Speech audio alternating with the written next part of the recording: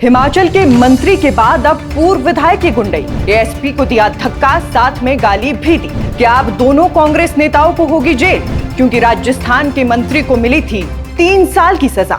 हमारी सरकारें हमें अक्सर ही बताया करती हैं कि नशा करना बुरी बात है, लेकिन यही सरकारें अपने नेताओं को, अपने मंत्रियों को ये सिखाना भूल जाती है कि सत्ता का नशा सबसे बुरा नशा होता है और कभी भी इस नशे को अपने ऊपर हावी नहीं होने देना चाहिए। बहरहाल, हिमाचल के पंचायती राज मंत्री को मटका फोड़ प्रतियोगिता में देश भर से वाहवाहियां मिलने के बाद अब हिमाचल कांग्रेस के एक और वरिष्ठ नेता ने अपने लिए और अपनी सरकार के लिए एक और मुसीबत खड़ी कर दी है। मामला हिमाचल के ही बिलासपुर जिले का है, जहां पूर्व विधायक बंबर ठाकुर और एएसपी बिलासपुर शिव कुमार के बीच झड़प देखने को मिली है। पूर्व विधायक किसी मामले को लेकर समर्थकों के साथ कहीं जा रहे थे। इस दौरान उन्हें पुलिस ने रोका तो पूर्व विधायक महोदय तत्काल भड़क उठे और कैमरे के सामने ही एएसपी की वर्दी पर हाथ डाल दिया और पुलिस अधिकारी को जोर का धक्का देकर अनाप शनाप बड़बड़ाने लगे। इस सब के दौरान एएसपी सिर्फ यही कहते नजर आए कि डोंट पुश मी, गाली भी नहीं देनी।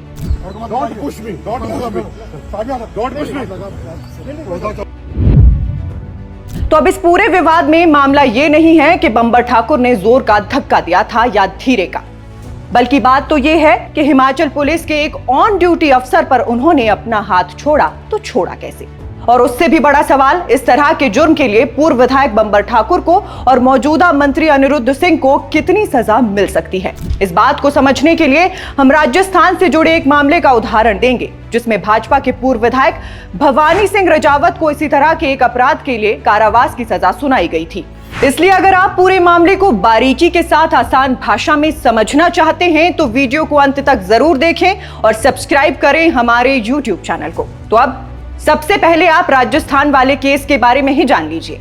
मामला साल 2022 का है, जहां पूर्व विधायक भवानी सिंह रजावत समर्थकों के साथ वन विभाग के ऑफिस में गए थे। वहां तत्कालीन डीसीएफ रवि कुमार मीणा रजावत को कुर्सी पर बैठने और चाय पीने का आग्रह करते हैं, मगर बातचीत के दौरान रजावत ने डीसीएफ रवि कुमार को थप्पड़ मार दिया था। इसके बाद नेताजी के साथ पहुंचे भाजपा के अन्य कार्यकर्ताओं ने भी डीसीएफ की मौके पर कुटाई कर दी। बाद में मामला थाने पहुंचा तो रजावत को गिरफ्तार किया गया। 10 दिन जेल में रहे, फिर मामला कोर्ट में गया तो उन्हें 3 साल जेल की सजा भी सुनाई गई। अब ऐसे ही 2 मामले हमारे हिमाचल प्रदेश से भी सामने आए हैं, मगर आप यहाँ कानून की चाल देखिए।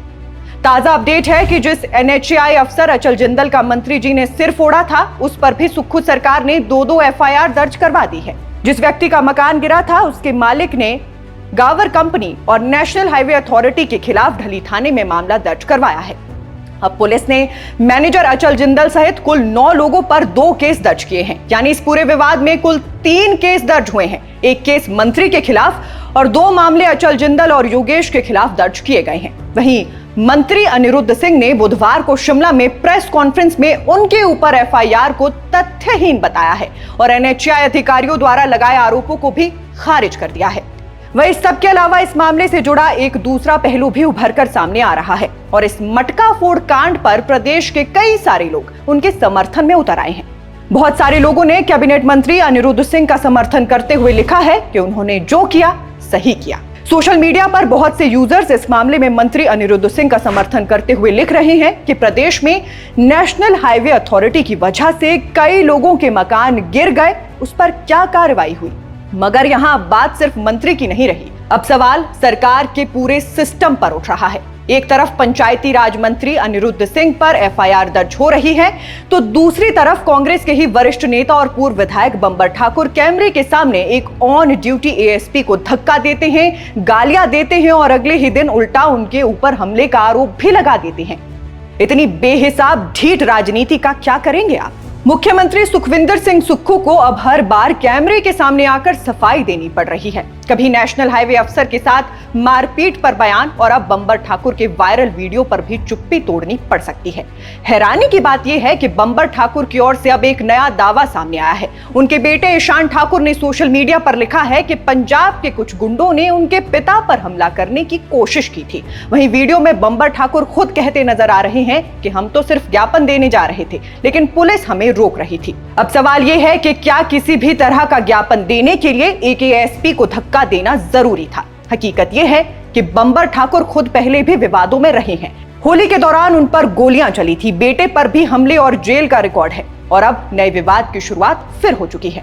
इसी पर कल सांसद अनुराग ठाकुर ने चिंता जताई। उन्होंने कहा कि जब खुद मंत्री ही कानून तोड़ते हैं तो ये सरकार क्या संदेश दे रही है? क्या खुद सरकार वाकई कानून और व्यवस्था को संभाल पा रही है या फिर खुद ही बेकाबू होती जा रही है? इस पूरे मामले पर आप दर्शकों की क्या राय है, हमें कमेंट बॉक्स में जरूर बताइएगा। हमारी प्रस्तुति पसंद आई हो तो वीडियो को लाइक शेयर जरूर कीजिएगा। अभी फिलहाल के लिए बस इतना ही। नमस्कार।